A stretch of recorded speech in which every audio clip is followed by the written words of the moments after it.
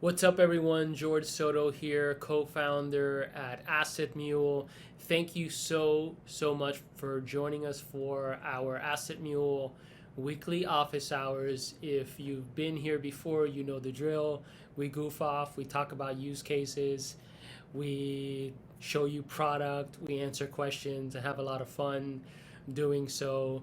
Sometimes my dog will jump in, so if you do see little Arthur jump in, maybe give him a wave. By the way, everyone out there watching would love to know where you're tuning in from. I know that's something that people ask on these kinds of things. I just thought to ourselves, or to myself rather, I was like, you know what? Maybe it'd be cool to see where people are tuning in from, and and see where our loyal attendees are around the world. I am in Miami, Florida, joined by my co-founder and CEO Justin Dorfman. Justin, I know you've been traveling a little bit. We were in Colorado and we did one of these. Now you're in New York. You were in Italy before, so it's great to see you kind of traveling around and being able to live this dream, right? So Yeah, in I the don't really know where I am right now okay.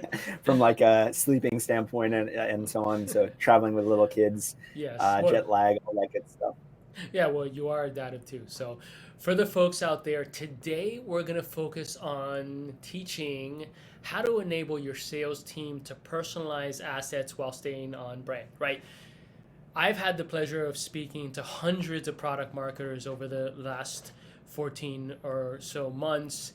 And one thing that is really clear in my mind is product marketing is doing all this incredible work developing positioning statements and videos and all these assets, right? And one of the downsides of what I call the old world is the fact that we don't want sales to go and butcher those things. We want sales to be able to use this research backed, super detailed and super well thought out in stuff that we're building in their assets and follow ups and talk tracks and so on and so forth. And so that is a core issue, right? And then on the other side, as sales reps, we need to personalize our message. I know you've heard me talk about it before. We get off calls as a salesperson, right? And have all this context because we've done discovery, et cetera, et cetera. We write a follow up email or send a message, and it's very personalized, yet we're stuck in the old world with these very generic sales assets. Today, we're going to show you how to use AssetMule to not only have all those beautiful elements and assets as a product marketer that you've created in a system that allows you to now align or collaborate with sales in a better way, but as a sales rep, how you would use AssetMule. Of course, we're biased here.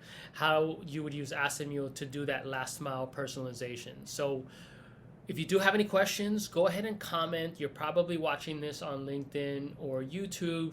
Put in a comment, ask a question if you have feedback. If you don't like my shirt today, it's kind of a cool shirt. My wife buys me these like polo shirts. She likes that. She doesn't like my style otherwise. No, I'm just kidding. I'm half kidding. In any case, if you do have any questions, comments, feedback, etc., want us to speak to something, do comment. Without further ado, I'm going to go ahead and hand it over to Justin. Awesome. Cool. I'm super excited about this because this was actually the original use case or pain point that we built AssetMule for. And now we've kind of expanded that. AssetMule focuses on creating these beautiful assets very easily and quickly. And we also have the interactivity and the trackability of these assets. But this idea of enabling sales to personalize assets while staying on brand was the original pain point that I experienced myself, right? And I've been on both sides of the coin as a salesperson, going rogue and creating my own assets. And then as a product marketer, wishing I didn't do that because now my sales reps were doing it too. And, in my experience, there's sort of traditionally three options that we have as product marketers when sales wants to personalize assets. One is not to let them do it, right? To lock these assets as PDFs. And what we end up seeing in that case is they don't use the assets, right? And they end up going rogue and creating their own stuff. The other option is to leave the assets open for editing. And in that case, what we end up seeing is all kinds of crazy Frankenstein assets that get created, and the messaging, as George mentioned, being all over the place. Sometimes messaging that's not approved, and especially in regulated industries, can be a much bigger risk than just off-brand, right? It can be a legal risk. And then the third option is for the product marketer to say, you know what, I'll help you personalize all your assets to every one of the sales reps, which is impossible, right? Usually product marketing teams are relatively small. In this day and age, there's a lot of solo product marketers, and it just becomes overwhelming. And that's where product marketers start to feel like they're tactical order takers when they're just being asked constantly to create or adapt assets. So really with AssetMule, our vision was to create a way for sales and product marketing to have their cake and eat it too, right? Allow sales to personalize the assets and allow for those assets to stay on brand and on message. And today we'll walk through two key features that enable that. The first are snippets, this library of messaging and positioning and imagery that product marketers can save in a library that sales can swap in and out of these templates to personalize them. And the second set of features are editing permissions. So in a very granular way in a template, to be able to say, this is what the salesperson can adapt, and this is how they can adapt it, right? Rather than just completely locking down a PDF or completely leaving an asset open for editing. So let's dive in and take a look at these different things. And I'm going to share my screen here. And George, as usual, if you can just let me know if you can see my screen. Yep. No? You might be on mute. Yep. Okay, perfect. Cool. So the template that I'm going to use for this example is actually our one-pager here at AssetMule, our interactive one-pager. And I'll start by talking about this concept of snippets. And I'm going to start from actually the product marketer's workflow. And then I'll go into the sales workflow and show how it looks from the other side. But as I mentioned earlier, in AssetMule, there's this concept of snippets, which is essentially saving micro bits of content from your templates in a library so that the sales team can have multiple options to choose from. These micro bits of content can be value statements. They can be interactive product demos like you see here. They can be different strings of customer logos, different product images, or feature statements, or they can be quotes, right? And as you're building your templates in AssetMule as a product marketer, again, you can save these bits of content into a snippet library and save multiple versions. So for instance, I have this quote here, and if I want to save this in my snippet library, all I have to do is click on this is the component settings. So it relates to this component, the quote component within this section. And by doing that, now you'll see this section, the snippet section. And as long as I have some content in here that I've populated into my template, I can navigate over to the Save tab. And now I can give this snippet a name. It could be, quote, the person's name, the company, and so on. And then I can also add some tags here. Maybe the tag is the industry that person that we have the quote from is in, or maybe it's their persona or the use case that they're talking about. And you can apply multiple tags here. And then when you do that and you save the snippet, it then becomes part of that snippet library that you can access, and all those tags that you can filter from, right? I can filter by product marketers, or I can filter by a particular company, a customer, or I can see all my snippets here. And again, this will then become available for the salesperson when they want to personalize the asset so that they can choose the snippet that they want to use and swap into the asset. So that's doing it from the template itself. But I also wanted to point out that as you save these snippets, there's a section within AssetMule, a tab, the snippet tab, where you can also then access all your snippets from here. You can organize them in different ways, and you can also create snippets from here as well, in addition to creating them from the template. So you'll see here all our snippets. I can filter by the type of snippet, for instance, those quotes, or maybe product images. Let me find that here. And then again, I can filter by team member. I can filter by those tags. And as I mentioned, I can also create snippets from here, as well as saving them from within the templates as I'm building them. All I have to do is, in this case, choose the quote snippet. Again, add the content in here, give it a name, add some tags, and then save it. And then it becomes part of that snippet library. And again, that snippet will then be available for that particular component. Again, the quote one here when I've saved it. So that's the first set of features that really enables this personalization, but with pre-approved messaging that I'll show you again from the sales standpoint. But before we go into that, I want to talk about the second feature that really enables this use case, and that's editing permissions and deciding the level of editing that a salesperson can have, not only on the template as a whole, but component by component. So there's really 3 levels of permissions when it comes to editing. And again, this is at the component level. So I'll start by looking at this, what we call the personalized logo component, which is this logo for logo sort of setup. And as you'll see here, when I click on that component settings and pull that up, you'll see here that I've actually left this completely open for editing. And the reason I've done that is I want my sales rep to be able to add their prospect's logo here. So I don't want to lock it at all. I want to keep that completely open. So that's the first level of permissions that you can set here. The second level of permissions is what I actually like to use in the quotes component pretty frequently. And that is locking editing, but leaving the snippet swapping open. So leaving that snippet library open. Editing is locked, so they can't just write a quote in there. And again, you'll see how this looks in a second from the sales perspective, but leaving snippets unlocked so that they can choose from that library of snippets and pull in a pre-approved quote to use in here. So that's the second level of permissions. And then the third level of permissions is completely locking it down. And for things like value statements or feature descriptions or things like that, I like to use that full locking where I've locked editing. I've also locked snippet swapping. And that means that this value statement here, create interactive sales assets in minutes, and the subheader here, that is what it's going to be. They can't change that. They can't edit that component. They can't swap in a different snippet. That's what it will be. So again, those 3 levels of keeping it completely unlocked, locking the editing, but leaving the snippet library open for swapping in different snippets, or completely locking down the components and it being that in the asset. So let's now look at what this looks like from the salesperson's perspective.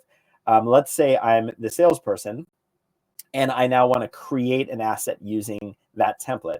I would go in here, probably in the team tab of the template section, and I would click create asset. And let's start actually by looking at those permissions that I just walked you through. You'll see here, we left this completely open, right? So I can actually click in here and I can add my prospect's logo just by putting in their URL here and choosing the logo that I want to use. I can also upload a logo if I wanted, but this looks like a pretty good logo to use. And again, because the product marketer in this case left that open, completely open for editing, I was able to do that. The second level of permission, as we talked about, was the quote here, right? And again, you'll see I can't edit this because we locked the quote down, but I can edit it by accessing the snippet library, right? And seeing all those snippets that we populated and saved in the library, whether we did it from the template or we did it from the snippet page, and all the tags. And again, if I want to sort of choose a different snippet to pull in here as a sales rep, I can do that and just pull in the most appropriate snippet. And then the third level of editing, as I mentioned, is completely locking it down. As you see here, we can't edit this value statement. We can't access snippets. It's locked, and it is what it is. Now, I noticed one other area that I want to, that was left open for me to personalize. And again, that's just putting in the prospect's name. But now you've seen how a salesperson very quickly and easily can add the logo of the prospect, swap in maybe a different quote, and personalize this asset for that particular prospect, but with guardrails that the product marketer has set so that the messaging and everything is on point, on brand, on message. And there's the have your cake and eat it too moment here that I was mentioning before. So that's really how it works in terms of enabling sales reps to personalize assets while staying on brand and on message. And again, the core features here are the snippets that the product marketer can populate into the library, create different versions of quotes or videos or images or even interactive demos. And then the second set of features are the permission settings, where the product marketer can lock certain areas in different ways, keep some components open for editing, keep some locked but with the ability to swap in snippets, and keep others completely locked, really enabling for the sales rep to personalize the asset, but in a controlled way that allows or ensures that everything is on brand and on message when they're ready to go ahead and save that template or save that asset, share it with a prospect, and go ahead and engage that prospect with personalized content. So I'm going to pause here and see if we have any questions on this use case and on. Awesome. And while we're waiting for Justin to get back online, a couple things that I wanted to point out. The first thing is that, and Justin, I was just speaking to a couple things that I wanted to point out. The first thing is alignment, right? Like, anybody within a go-to-market team knows that sales and marketing alignment is a huge issue. It continues to be, and we have to fix it, because the best organizations are aligned. The best sales and marketing organizations or go-to-market organizations, the fact that we even have a team or a title now to a team effort called go-to-market tells you that alignment is key, right? And we've seen that pop up over the last couple of years.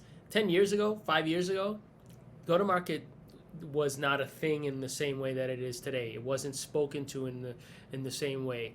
This, I believe, is a result of the criticality. I think that's a word, right, Justin? Of alignment. It is now. It is now.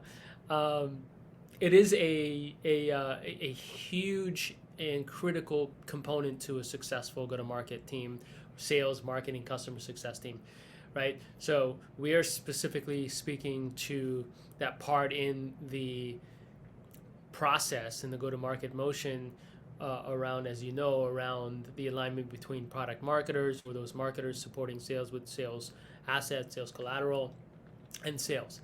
And as we talked about at the beginning of this session, if you do not have the ability to personalize something, it is not going to reach its full potential, and it could, like it always does, and it happens all the time, not work, period, right? Hands down. Right? We want personalized experience.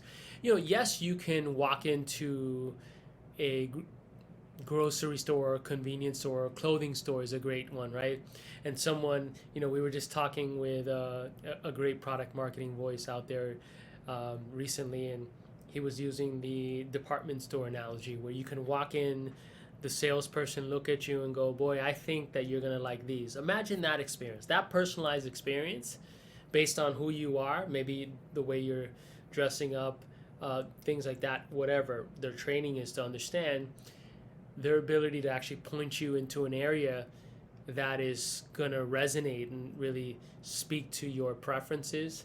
It's just I don't know anyone that can argue that that's not a better experience. So point is, we all know that personalization and relevancy is really, really key, but that only happens in a scalable, effective way with this type of alignment. And this is the core behind what we're doing here, right? And to Justin's point early on, this has always been the core thesis that we had, that this was important, and the mission behind the product from day one. So it's great that after speaking to hundreds upon hundreds of go-to-market professionals out there, product marketers, sales reps, sales leaders, etc., we see that we weren't alone in our own experiences, and that it's out there, and we're dedicated to solving this. So thank you so much for George, just one thing on that point.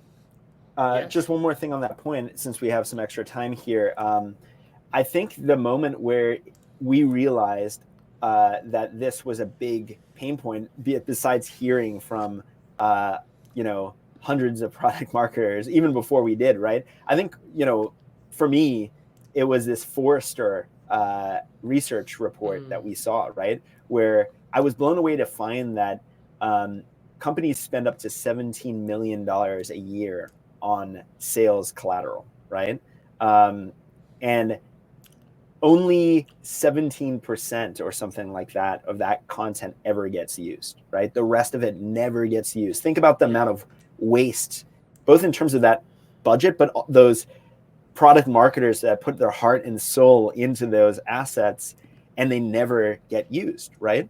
Um, it just blew my mind. But was even more interesting about this report were the reasons why, right? And there were two reasons why. They were almost equal in in in percentage, but one was slightly ahead, right?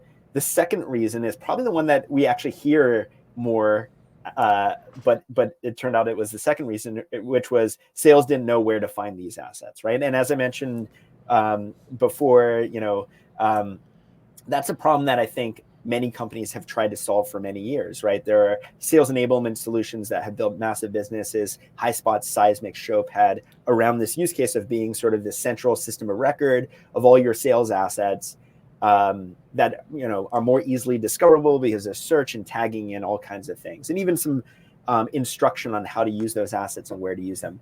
But this issue still persists, even though those systems exist. And the reason is that that's not the number one reason why assets aren't getting used. The number one reason is that salespeople feel like those assets are not relevant for their buyers, right?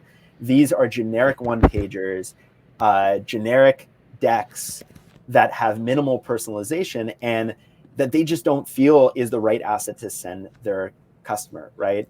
Mm. It doesn't speak to their pain points, their needs, to their persona, to their use case, for whatever reason, right? And that's what I think really was the aha moment for me, and really the vision behind building what we just walked through today. Now what we're actually doing is making it so that a salesperson can actually personalize the asset for each one of their prospects, right? By pulling in the right quotes that speak to that persona or their industry or their use case, pulling in their logos, pulling in the right product videos, pulling in the right images, but also addressing the other side of the equation, which is the product marketer needing to ensure that everything that the salesperson is sharing looks good, is on message, and is also approved from a legal and compliance standpoint, right?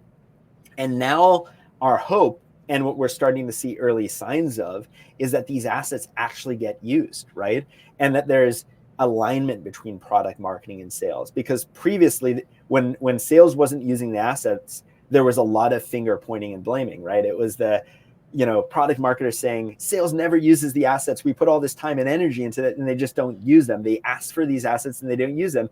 And then sales saying, yeah, because the assets that you're giving us aren't good or they're not relevant and so on. And now what we're doing is we're actually creating a bridge between these two teams so that sales is getting the assets that they need and that product marketing is actually seeing those assets and the snippets and the micro bits of content that they're putting together being used by the sales team. And now we can all celebrate this partnership as a go-to-market team, as one group bringing these assets to market. So I know that's a little bit of my soapbox here, but I just wanted to go back to that stat because I think that was, for me, the real aha moment, that there was something here worth solving and that has continued to be sort of the guiding North Star to what we're building here. Well, I have a question for you, Justin. How much of that $17 million, right, the average organization in investment into these sales assets or collateral, how much of that collateral or those sales assets were actually done in partnership with sales?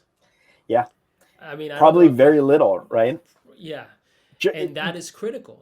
I Yeah. mean, I was actually speaking to Mark Young, who's a great B2B marketer. Shout out to Mark. He was on our show earlier today, our podcast, the Go to Market or the GTM pack.